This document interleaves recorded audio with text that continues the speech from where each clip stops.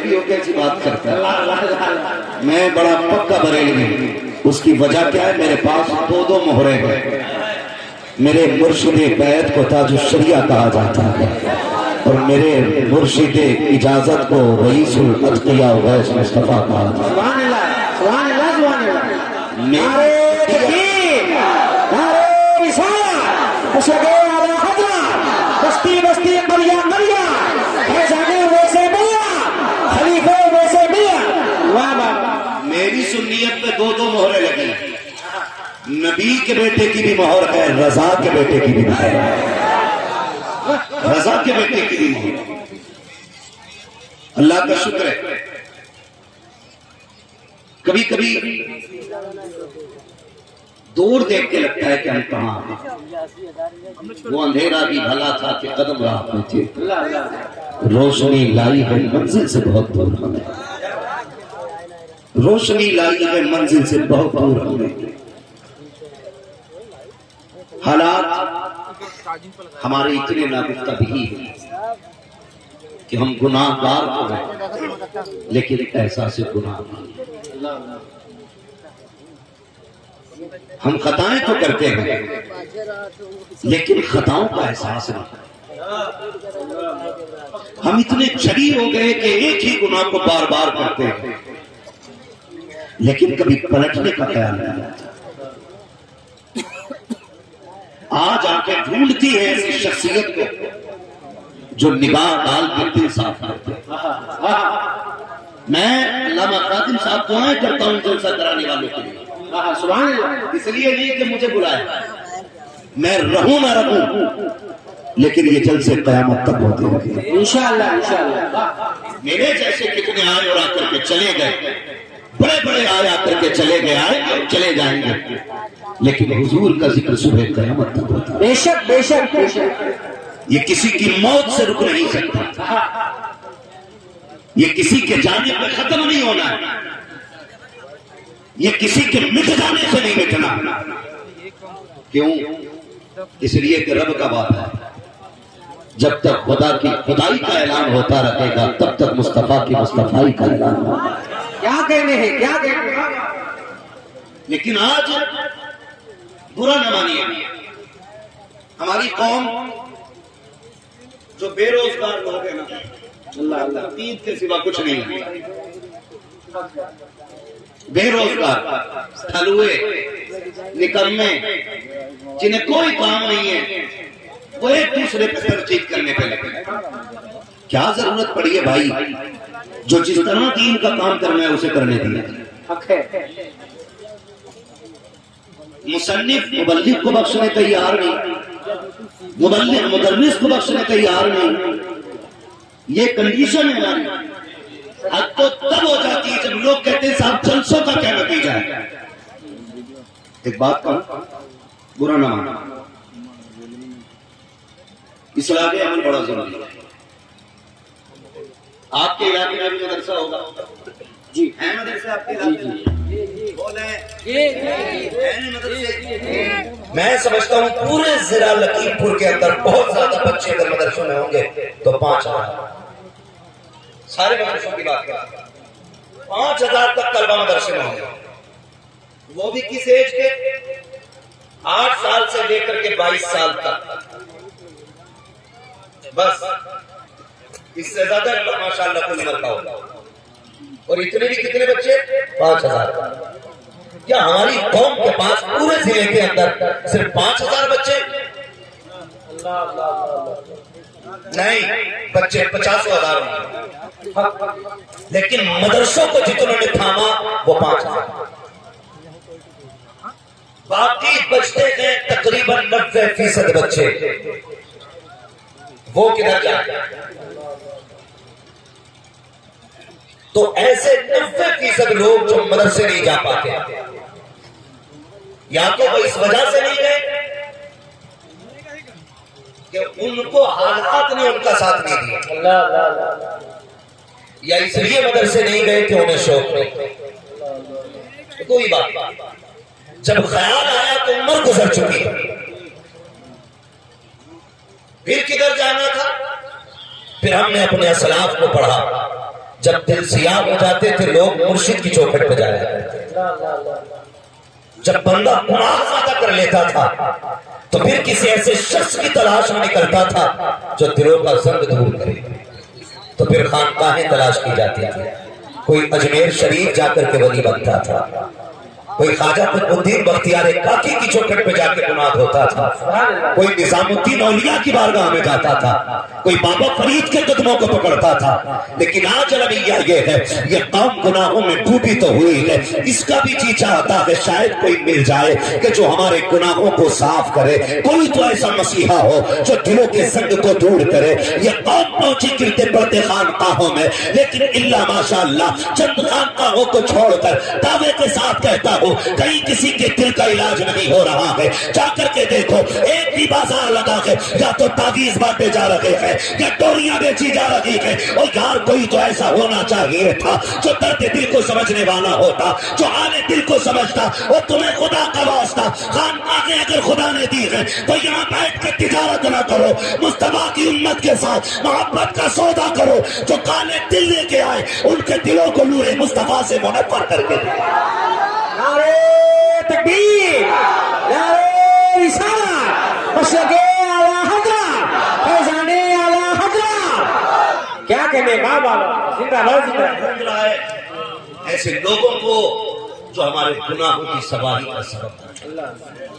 ہاں تو یاد رکھیے، یاد رکھیے، یہ آپ نے بار بار سنا ہوگا، اللہ والے ہیں جو اللہ سے ملا دیتے ہیں، اللہ والے ہیں جو اللہ سے ملا دیتے ہیں۔ آج نگاہیں ڈھونڈ رہی ہے، آج پریشانی ہے۔ او بھائی میں تو آپ سے کہوں گا، ہر شخص کو ایسے قبلے کی تلاش ہے جو ہاتھ پکڑ کے حضور کی چوکھٹ تک لے کے جائے۔ ہر شخص کو ایسے شخص کی تلاش ہے، لیکن نظریں تھک گئی ہیں، بہت کم ملتے ہیں، بہت کم ملتے ہیں۔ میری قوم نعرہ لگاتا ہے، نعرہ لگاؤ ہماری پہچان ہے، ہم انکار نہیں کرتے، لیکن نعرے سے پہلے اپنا وجود سجاؤ، وجود سجاؤ اپنا۔ کسی نے امام غزالی رحمۃ اللہ تعالی علیہ سے کہا تھا، حضور دعائیں کیسے قبول ہوتی ہیں؟ فرمایا دو چیزیں صاف کر لینا، دعائیں خود بخود قبول ہونے لگتا ہے۔ سبحان اللہ۔ پوچھا گیا حضور کون سی چیز؟ فرمایا پہلے زبان پاک کرنا، کبھی جھوٹ نہ بولنا، دوسرا رزق حلال کھانا، کبھی حرام کا لقمہ نہ کھانا۔ اگر دو کام تم نے کر لیے، ہاتھ بعد میں اٹھیں گے، مقبولیت کی ضمانت پہلے عطا کرے گی۔ میں کھڑے ہو کے نعرہ لگاؤں مسئلہ کے اعلیٰ حضرت، لیکن اسی دل میں بغض ہے اپنے بھائی کا، حسد ہے اپنے سگے کا۔ ہاں کیا وجہ ہے؟ ہم نے سجدے تو کیے، ماتھے پہ کالے نشان بھی آ گئے، لوگوں نے کہا بڑا پکا نمازی ہے، جب دیکھو مسجد میں ملتا ہے، لیکن چہروں پہ نور کیوں نہیں آیا؟ نور سفیدی کو نہیں کہا جاتا ہے، نور روشنی کو نہیں کہا جاتا ہے۔ وہ بھائی نور کا مطلب نمازی کے یہ ہے اس کے چہرے پہ کشش دکھائی دے، بھلے کالے رنگ کا کیوں نہ ہو، لیکن اگر بلال ہے، عشق ہے حضور کا، تو کائنات کے سینے میں اس کی محبت پیدا ہو جاتی ہے۔ آپ نے کس رنگ کا عشق کیا ہے، کون سی عبادت کر کے لوٹے ہو، لیکن ہم جانتے ہیں شاہد ہم نے بدن تو پاک کیا، کپڑے بھی پاک کیے، سجدے بھی رات کے 3 بجے کیے، لیکن مشیت کا نقیب کہہ رہا تھا تو نے پانی ڈال کے کپڑے پاک کیے، کپڑا مار کے سب پاک کر لوں، لیکن دل کے اندر جو میل لے کے آیا ہے اسے کب پاک کرے گا؟ اور تو نے اس کپڑے کو ایک بالٹی پانی سے صاف کر لیا، لیکن جو دل کے اندر حسد کا میل ہے یہ سمندر سے بھی پاک نہیں ہوگا، مالک یہ کب پاک ہوگا؟ فرمایا سن، پہلے اپنے سگے کو معاف کر دے، خدا تیرے سارے گناہوں کو معاف فرما۔ نعرے تکبیر، نعرے رسالت، مشرق اعلی حضرت، خلیفہ ویسے بیان، وحدت اسلامی کانفرنس۔ واہ واہ واہ، بہت عمدہ، سبحان اللہ۔ میرے شہر سرکار رئیس الاتقیاء فرمایا کرتے، ایک دن میں نے خود کہا دیکھو ان کی بارگاہ میں جایا کرو، کبھی پوچھا کرو، بزرگوں کے 2 جملوں میں پوری زندگی ہوتی ہے، 2 جملوں میں۔ بات چل رہی تھی، حضرت فرما رہے تھے، مجھ سے کہنے لگے مفتی صاحب کبھی کبھی بیٹھنے کا وقت ملتا ہے، جانا ہوتا ہم نصیحت حاصل کرتے ہیں، کہتے ہیں حضور نصیحت کرنا۔ فرمانے لگے بندہ گناہگار اگر ہونا تو بچنے کے راستے ہوتے ہیں، لیکن بندہ اگر گستاخ ہو جائے تو پھر بچنے کے راستے نہیں رہا۔ ارے کیا کہنے، کیا کہنے؟ باتوں میں بات کرتا ہوں، کہنے لگے کبھی گستاخ نہ ہونا. گناہگار کے نکلنے کے راستے ہیں، گستاخ کے نکلنے کے راستے نہیں ہوتے. پھر فرمانے لگے مولانا کوشش کرنا کبھی کسی کی بد دعا نہ لگے. کون کہتا ہے؟ کہنے مولانا کوشش کرنا کسی کی بد دعا نہ ہو جائے تمہارے لیے. میں نے کہا حضور بد دعا بتائیں نا، دعا اور بد دعا کیا ہے؟ سنیں بزرگوں کے جملے. سرکار ویسے فرماتے ہیں بیٹے یاد رکھنا، کسی کا دل توڑ دینا بد دعا ہوتی ہے، کسی کا دل جوڑ دینا دعا ہوا.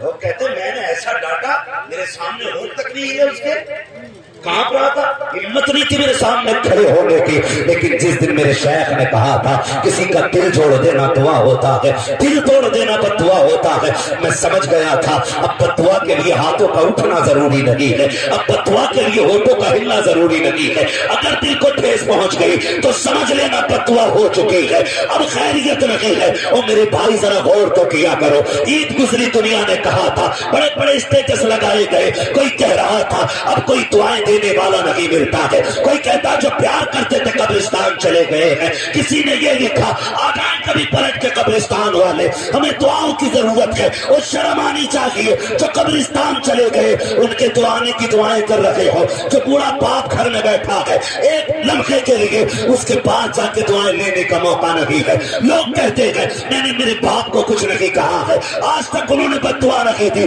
میں نے کہا نہ تھا، کبھی تو شرم سے چہرہ جھکا ہوگا، کبھی تو آنکھ بھیگی ہوگی تیرے نتیجے سے. اگر جس دن اس کی آنکھ بھیگ گئی یہ مت سوچنا وہ مصلا بچھائے گا، ہاتھ اٹھائے گا تبھی بد دعا ہوگی. وہ ٹوٹ گیا، بد دعا ہو گئی. اب نہ تجھے پیر بچا سکتا ہے نہ تجھے ولی بچا سکتا ہے. اگر بچنا ہے ماں باپ کو راضی کر، خدا بھی راضی ہو جائے گا، مصطفیٰ بھی راضی ہو جائے گا. نعرے تکبیر، نعرے رسالہ، مسلک اعلی حضرت، حق ختامہ. واہ واہ بہت بھائی پہلے انہیں راضی کرو نا.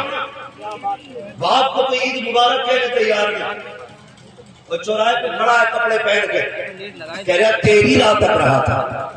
وہ ظالم تجھے کیا عید کا مزہ ہی تب آتا ہے جب باپ سینے سے سینہ لگا کے عید مبارک کہتا ہے. تو کیا جانے عید ہوتی ہے؟ تو نے تو یہ سوچا یاروں کو سنی ہے خلاف خود جا کے کھا لو عید ہو گئی. بیٹھا کرو اپنوں کے پاس، بیٹھا کرو بڑوں کے پاس، بیٹھا کرو اپنے بزرگوں کو وقت دیا کرو. ہم غلطی کر رہے ہیں. میری ماں بہنیں بھی بیٹھی ہیں، معاف کیجئے گا. آج سب سے بڑا ستم اولاد یہ ہو رہا ہے کہ ماں کی گود اولاد کا حق ہوتی ہے. میں فکری اعتبار سے نہیں کہہ رہا ہوں اور میں اس مسئلے کو ڈیپلی بتانا بھی نہیں چاہتا. بس اتنا بتانا چاہتا ہوں کہ اولاد کا حق ہے گود ماں کی. ہم وہ خوش نصیب لوگ ہیں جو روئے ہیں تو ماں نے گود میں اٹھایا تھا، لیکن آج وہ دور بھی ختم ہو گیا. آج بچہ روتا ہے تو ماں گود میں نہیں اٹھاتی ہے، ماں موبائل کا گنگنا بجا کے مٹی کے ہاتھ میں. ہم کچھ نصیب لوگ ہیں، اس وقت اتنے موبائل نہیں تھے. ہم روئے تو ماں نے گود میں اٹھایا، ہم روئے تو باپ نے گود میں لے کے لوریاں دی.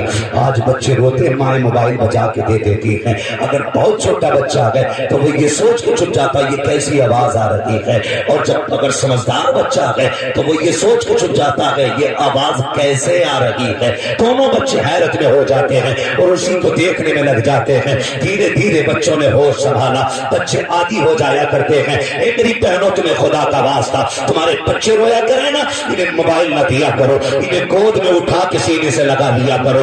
یاد رکھیے گا اگر تم انہیں آج موبائل دو گے، آج ان کو تمہاری ضرورت ہے تو یہ تم انہیں موبائل سے بہلا رہے ہو. کل جب تم پہ بڑھاپا آئے گا اور تم رو گے تو یہ تمہیں گود میں لینے کے لیے نہیں آئیں گے، تمہیں سینے سے لگانے نہیں آئیں گے. جیسے آج تم نے ان کے ہاتھ میں موبائل دے دیا ہے، کل یہ چینل لگا کے باہر نکل جایا کریں گے. یاد رکھنا کوئی میوزک، کوئی تصویر، کوئی ٹی وی، کوئی ویڈیو تمہارے درد کا علاج نہیں ہوتی ہے. آج تم انہیں سینے سے لگا لو، بڑھاپے میں تمہاری اولاد تمہیں سینے سے لگاتی ہے. ارے واہ واہ واہ، کیا کہنے ہیں، زندہ باد زندہ. میں اپنی ماں بہنوں سے کہوں گا بچے روئے نا انہیں سینے سے لگا، انہیں سینے سے لگا. ایک کہاوت ہوتی ہے نا اکثر گالی دیتے تو لوگ کہتے ماں کا دودھ پیا تو سامنے آ، کہتے کہ نہیں؟ مائک تھوڑا میری آواز کھینچ رہا ہے، جو اصلی آواز ہے وہی نہیں نکال رہا ہے، بڑی تو کیا نکالے گا؟ توجہ ہے آپ لوگوں کی؟ ایک چیلنج کیا جاتا ہے، ماں کا دودھ پیا تو سامنے آ.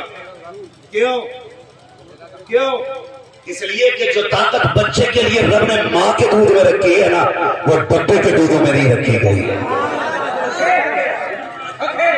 وہ ڈبے کے دودھ میں، سارے بولے ڈبے کے دودھ میں یہ بات کہی جاتی ہے ماں کا دودھ پیا تو آ،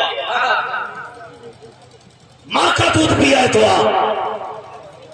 یاد رکھیے گا دوسرا نقصان بتا رہا ہوں ماں بہنوں بیٹوں بھائیوں سب کو، یہ پہلا نقصان ہے کہ بڑھاپے میں اولاد چھوڑے گی. دوسرا نقصان یہ ہے کہ جن بچوں کو ماں کی گود نہیں ملتی ہے نا، وہ جوانی میں بھی کمزور رہتے ہیں. وہ جوانی میں بھی کمزور رہتے ہیں. اگر یقین نہ لگ جاؤ نا یہ مولوی پگڑی والا بول رہا ہے تو خدا کی قسم مولویوں کو خالی ذرا یزید والا نہ سمجھنا. ہم بریلی والے لوگ جہاں جا کے سائنس دم توڑتی ہے وہاں سے حضور کے غلاموں کی فہم و فراست کی پرواز کا آغاز ہوتا ہے. ہم نہ بولے ہمیں بات ہے لیکن ہم بہت آگے تک جانتے ہیں، اس لیے کہ ہمیں سکھانے والا امینا کا لال ہے. ہمیں سکھانے والا امینا کا لال ہے. میں نے کیا بات کہی کہ جن بچوں کو ماں کی گود نہیں ملتی وہ کمزور رہتے ہیں. جاؤ میڈیکل میں جاؤ،